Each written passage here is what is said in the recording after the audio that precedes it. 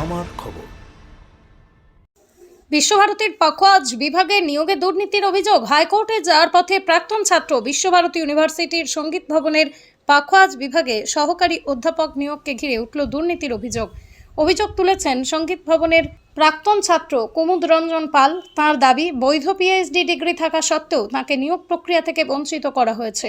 অভিযোগ অনুযায়ী সংশ্লিষ্ট পদের জন্য সমস্ত যোগ্যতা পূরণ করেও চাকরি পাননি কুমুদ রঞ্জন পাল। পরিবর্তে মুক্ত বিদ্যালয় থেকে অনলাইনে পিএইচডি করা এক প্রার্থীকে ওই পদে নিয়োগ করেছে বিশ্বভারতী কর্তৃপক্ষ। এই নিয়োগ প্রক্রিয়ায় স্বচ্ছতার অভাব এবং নিয়ম লঙ্ঘনের অভিযোগ তুলে সরব হয়েছেন তিনি।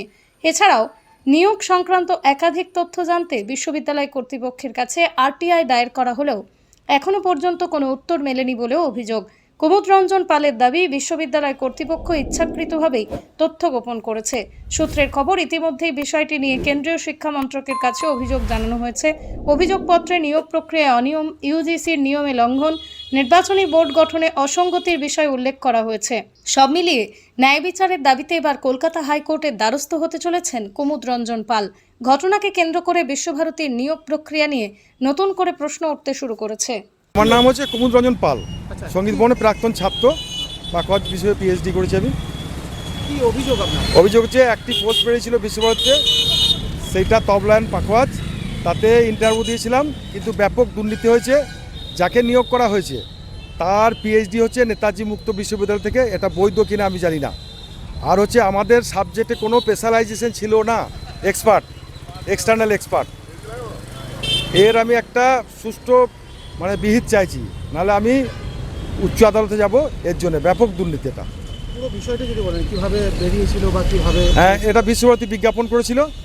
15 জন আমরা অ্যাপ্লিকেন্ট ছিলাম, তার মধ্যে 15 জনই পরীক্ষা দিয়েছিলাম, 14 জন মতো। তার মধ্যে BH university, Rabindranath university, Allahabad university সব পিএইচডি ছিল। কিন্তু কোন জাদু বলে এই নেতাজি মুক্ত বিশ্ববিদ্যালয়ে একজনকে নিয়োগ করা হয়েছে যার পিএইচডি, তা সেইটা আমি বুঝতে পারছি না।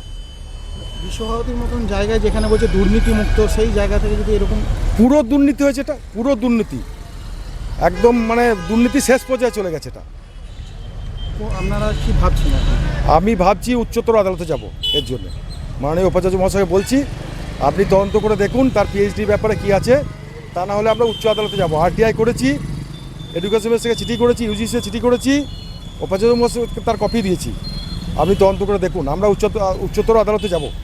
উপাচার্য কি কোনো আপনাদের উত্তর দিয়েছে? না, আরটিআই কোনো উত্তর দেয়নি। কতদিন আগে পাঠিয়েছে? 8 দিন আগে আরটিআই করেছি আমি, এখনো কোনো উত্তর দেয়নি।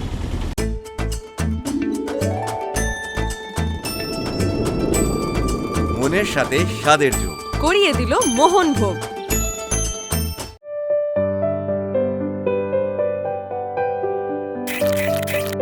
এখনই বুক করুন প্রকৃতির কোলে শান্তির এক অসাধারণ মুহূর্ত। দেখতে চোখ রাখুন আমাদের ফেসবুক ও ইউটিউব চ্যানেলে।